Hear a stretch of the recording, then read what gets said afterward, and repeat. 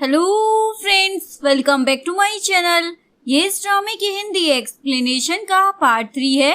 तो चलिए वीडियो को स्टार्ट करते हैं। लियो और सू लड़ाई करने लग जाते हैं। खाना कौन बनाएगा और सफाई कौन करेगा। सू बोलता सब साथ में करेंगे ना। तभी डैड का कॉल आ जाता है। डैड बोलते कहाँ पर हो, जल्दी से घर आ जाओ। लियो बोलती है मैं नहीं आने वाली, मुझे पैसे कमाने के लिए जॉब भी करनी पड़ती है, आपकी लाडली येन की तरह नहीं हूँ मैं। ये बोलकर कॉल कट कर देती है। सू पूछते क्या तुम्हारे डैड का कॉल था। लियो बोलती है वो चाहते हैं मैं घर वापिस आ जाऊँ। ये भी उस माँ बेटी की चाल होगी, अचानक से वो इतनी स्वीट कैसे बन गई। सू बोलते चली जाओ, जाकर पता चल जाएगा। लियो बोलती है छोड़ो ना, और सू से पूछती है इतने एक्सपेंसिव कपड़े कहाँ से लाते हो। सू बोलता है मेरे बॉस ने दिए थे। लियो बोलती है ये कुछ ज्यादा नहीं हो गया, इतने पैसे कौन देता है। सू बोलते उन्होंने तो मुझे क्रेडिट कार्ड भी दिया है, चलो ना डिनर पर बाहर चलते हैं। लियो बोलती है ये बॉस कोई फीमेल कस्टमर होगी ना। ये अभी भी सू को कॉल बॉय ही समझ रही थी, इवन जेलस भी हो रही होती है। सू बोलता हाँ वो कस्टमर है और वो मुझे अच्छे पैसे देती है। लियो बोलती है कहीं तुम उस लड़की के प्यार में तो नहीं पड़ गए हो ना, तो मेरा क्या होगा। और पूछती है कहीं तुम उसके साथ नाइट तो स्पेंड नहीं करते हो ना। सू बोलता नहीं मैं ऐसा नहीं करता हूँ। लियो बोलती है ठीक है आपसे कपड़े मैं ही तुम्हें दिलवाऊंगी। बॉडीगार्ड शाओ सू को देख रही होती है क्योंकि आज वो बहुत ही अजीब लग रहा था। शाओ बोलती है बॉस आप ही हो ना ये, क्या आप बैंकक्रप्ट हो गए हो इसीलिए ऐसे कपड़े पहने हैं। सू बोलता है नहीं मेरी जान ने दिए हैं। शाओ पूछती है क्या वो भी रिच फैमिली से है, पर ऐसे कपड़े कौन पहनता है। सू बोलता है वो जॉब करती है ना। वैसे लियो की फैमिली के बारे में कोई न्यूज है क्या। शाओ बोलती है वो माँ बेटी कुछ न कुछ तो करती ही रहती हैं, पर लियो आपके साथ है ये अच्छी बात है। और बोलती है बॉस आप लियो को बता क्यों नहीं देते, आप कोई कॉल बॉय नहीं बल्कि एक रिच बिजनेसमैन हो। सू बोलता है अभी नहीं, टाइम आने पर बता दूंगा। सू घर आता है। लियो पूछती इतनी जल्दी आ गए। सू बोलता है हाँ बॉस ने कहा जल्दी घर निकल जाओ। वैसे मेरे बॉस ने तुम्हारे डैड के बारे में पता किया है, वो अभी भी उसी प्रोजेक्ट में इन्वेस्ट करने वाले हैं। लियो बोलती है मुझे क्या, वो बस मेरी स्टेप मोम और येन की बात ही मानते हैं। लॉस होगा तो पता चलेगा, इवन मजा आएगा। सू बोलता है वो तुम्हारी प्रॉपर्टी है, तुम्हें इस बारे में सोचना चाहिए। लियो को याद आता है घर और कंपनी दोनों ही उसकी मोम की थी, यानी उसकी हुई। और सोचती है सू ने तो आज तक मेरी प्रॉपर्टी के बारे में कुछ भी नहीं पूछा, कहीं ये पैसों के लिए तो मेरे साथ नहीं है ना। लियो सू से पूछती है अगर मेरे डैड कुछ भी ना दे तो क्या तुम मेरे साथ रहोगे। सू बोलता है हाँ क्योंकि मुझे तुम्हारे पैसे में कोई इंटरेस्ट नहीं है। तभी सू को कॉल आ जाता है। मून डैड को रूम से बाहर निकाल रहा था। सू पूछता है डैड कैसे हैं आप। मून बोलता है डॉक्टर ने कहा है ठीक है। वैसे आज तुम यहाँ क्यों आए हो। सू बोलता है क्योंकि डैड की हेल्थ ठीक नहीं थी। मून को लग रहा था सू ने डैड को बहुत ज्यादा मस्का लगा रखा है, वो फैमिली का बड़ा बेटा है फिर भी उसे कुछ नहीं मिल रहा। उसके डैड कंपनी और शेयर्स दोनों ही सू को दे रहे हैं। मून को अभी भी पैसों की पड़ी थी। सू बोलता है अभी हम हॉस्पिटल में हैं, यहाँ तो ऐसी बकवास ना करो। मून सोचता है मैं सारी प्रॉपर्टी तो तुमसे लेकर ही रहूंगा। वो घर आकर काई से पूछता है क्या हुआ प्लान का। काई बोलता है हो जाएगा। मून सोचता है मजा आएगा सू को बर्बाद करने में। यहाँ पे येन लियो के बारे में अपनी मोम को बताने लग जाती है, मैंने सुना है उसका बॉयफ्रेंड कॉल बॉय है, इवन वो अभी भी उसी के साथ रहती है। ये सुनकर स्टेप मोम को तो अच्छा लगता है, जब ये बात तुम्हारे डैड को पता चलेगी तो और भी मजा आ जाएगा, वो उसकी क्लास लगा देंगे, उन्हें पता तो चले उन्होंने अपनी बेटी लियो की परवरिश कैसी की है। यान बोलती है मोम डैड को शक तो नहीं होगा ना। स्टेप मोम बोलती है नहीं अभी तुम्हारे डैड गुस्से में है, अभी बताना ठीक होगा। सू को भी मुन की प्लानिंग के बारे में पता था, वो बोलता है जब तक डैड ठीक ना हो जाए तब तक मुन को झेलना ही होगा। बॉडीगार्ड शाओ बोलती है कि आप मुन को छोड़ रहे हैं। सू बोलता नहीं उसे तो मैं कहीं का नहीं छोड़ूंगा। डैड गुस्से में आते हैं क्योंकि उन्हें भी लियो और सू के बारे में पता चल गया था। वो बोलते पार्टी में जिस लड़की के साथ आई थी वो कॉल बॉय है, कैसी लड़की है ये। येन तो मासूम बनने लग जाती है, अभी वो अकेली है ना इसलिए आप गुस्सा ना करे, आपको तो लियो को मनाना चाहिए, वो हमारी वजह से नाराज है क्योंकि हम लोग इस घर में रहने के लिए आ गए थे, तुम उसे घर वापस बुलाओ ना, मैं और येन माफी मांग लेंगे। येन बोलती है डैड लियो को हमें इस घर में लाना होगा, मैं कॉल कर बुला लेती हूँ। लियो उनके घर आ जाती है। डिनर पर डैड उसे बोलते हैं ये सब तुम्हारी स्टेप मोम ने बनाया है। यन बोलती है मोम तो आफ्टरनून से खाना बनाने की तैयारी कर रही थी सिर्फ तुम्हारे लिए। स्टेप मोम भी ड्रामा करने लग जाती है, मैं माफी मांगना चाहती हूँ, मेरी वजह से तुमने अपने डैड के साथ लड़ाई कर ली। लियो बोलती है अच्छा आपको पता चल गया है, आप ही प्रॉब्लम हो तो निकल जाओ ना मेरे घर से, यही अच्छा रहेगा। डैड बोलते ये क्या बोल रही हो, हम फैमिली है। ये बात सुनने के बाद लियो को तो गुस्सा आ जाता है और स्टेप मोम को सुनाने लग जाती है आपने एक शादीशुदा आदमी को डेट किया और अब माफी मांगने का ढोंग कर रही हो। स्टेप मोम बोलती है हाँ हम डेट कर रहे थे तो क्या हो गया, और तुम्हारी बहन येन प्रेग्नेंट है। मोम जानकर ये बात कह रही थी ताकि लियो को जला सके। डैड तो लियो के बॉयफ्रेंड यानी कि सू की भी इंसल्ट करने लग जाते हैं। लियो तो गुस्से में वहाँ से चली ही जाती है। डैड भी गुस्से में थे, आज ये लड़की क्या बकवास से कपड़े पहनकर आई थी। जो लड़की ब्रांडेड कपड़ों के अलावा किसी चीज को हाथ नहीं लगाती थी, आज वो ऐसे कचरे जैसे कपड़े पहन कर आई थी। यान बोलती है डैड मैं उस लियो के बॉयफ्रेंड के बारे में सब कुछ पता लगा लूंगी। लियो कार से जा रही होती है तभी कोई लड़का उस पर अटैक कर देता है। ये लियो का सपना था पर डर के उठ जाती है। सामने सू होता है। सू पूछता है क्या हुआ। लियो बोलती है मुझे कोई मारना चाहता था। सू बोलता है मेरे होते हुए कभी नहीं हो सकता, ये तो दोनों रोमांटिक नाइट स्पेंड करते हैं। यान मॉर्निंग में बेहोशी की हालत में मिलती है। काई बोलता है मैंने यान को हॉस्पिटल भेज दिया है, पर ये सब लियो के अलावा कौन कर सकता है। स्टेप मोम भी यही कह रही होती है। काई लियो के पास आता है, तुमने ही यान को किडनैप करवाया था ना। लियो बोलती है मैं ऐसा क्यों करूँगी। काई बोलता है क्योंकि वो प्रेग्नेंट थी और तुम जेलस हो रही हो ना, इसलिए तुमने ये सब किया।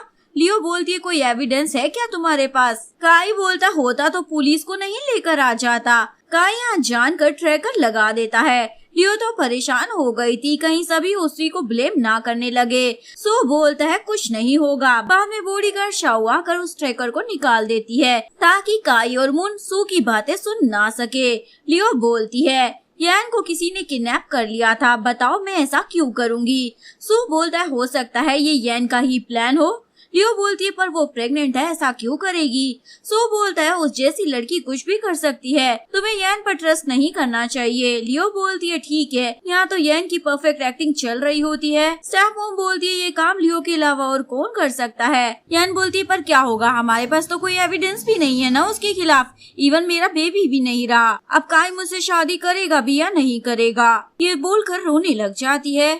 स्टेप मोम बोलती है तुम्हारे डैड सब संभाल लेंगे। डैड बोलते हैं मैं काई और लियो दोनों से ही बात करूंगा।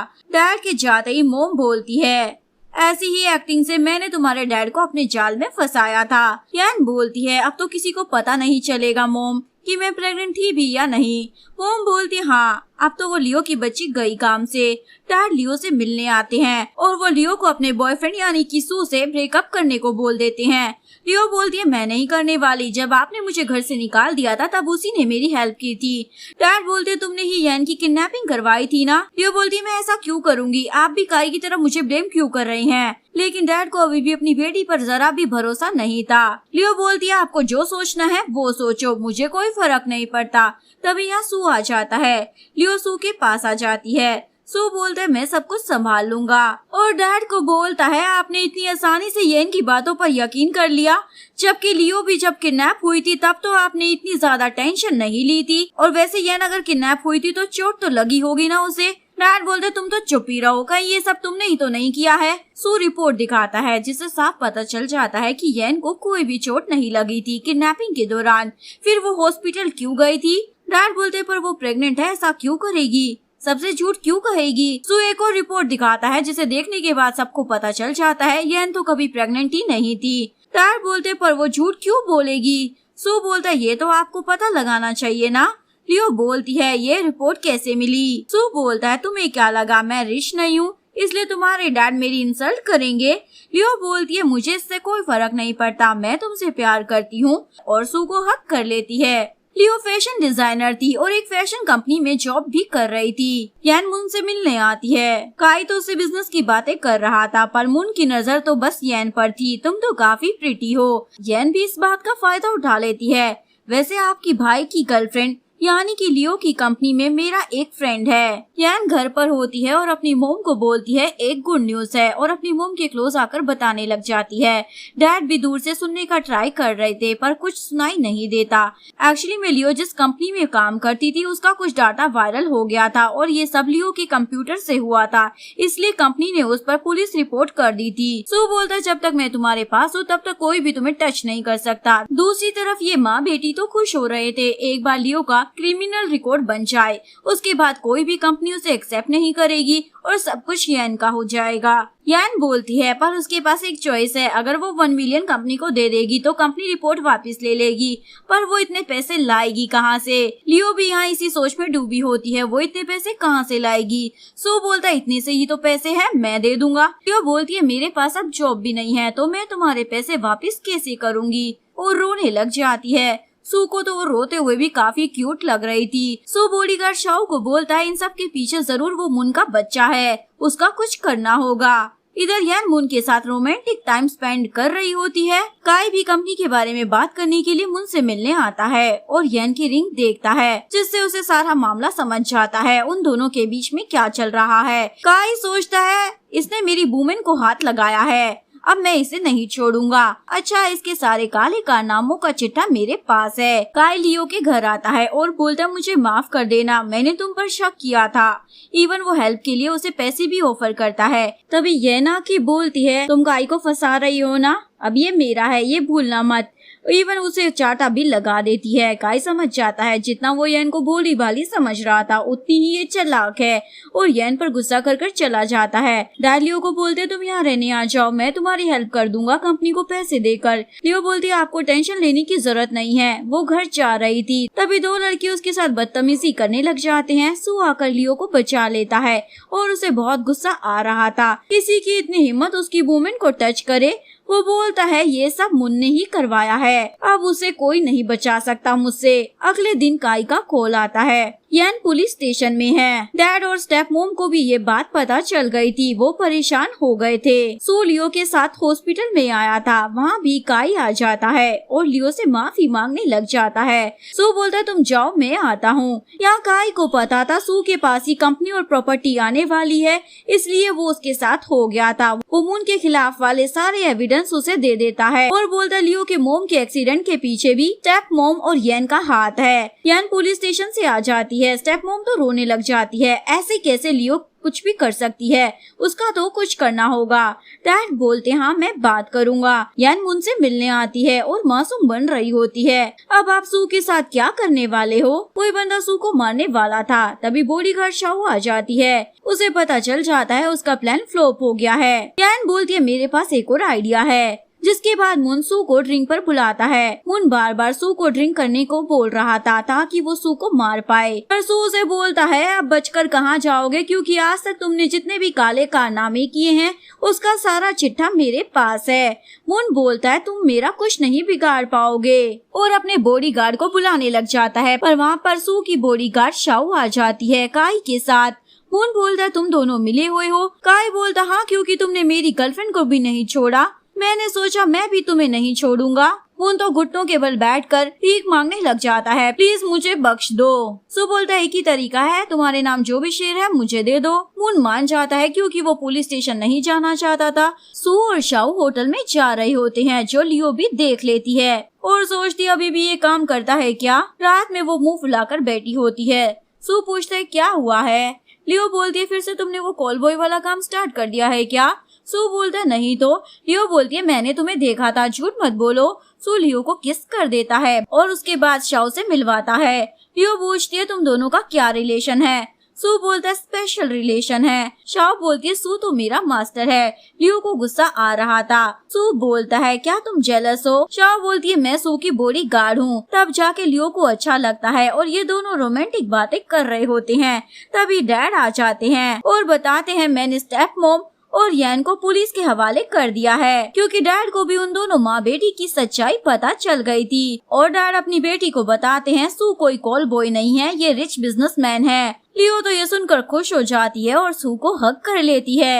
यहीं पर इस कहानी का डी एंड हो जाता है। अगर आपको वीडियो अच्छी लगी हो तो प्लीज वीडियो को लाइक करें, चैनल को सब्सक्राइब करें, न्यू अपडेट्स के लिए बेल आइकन का बटन प्रेस करें। मिलते हैं नेक्स्ट वीडियो के साथ, तब तक के लिए सारंगे, बाय बाय।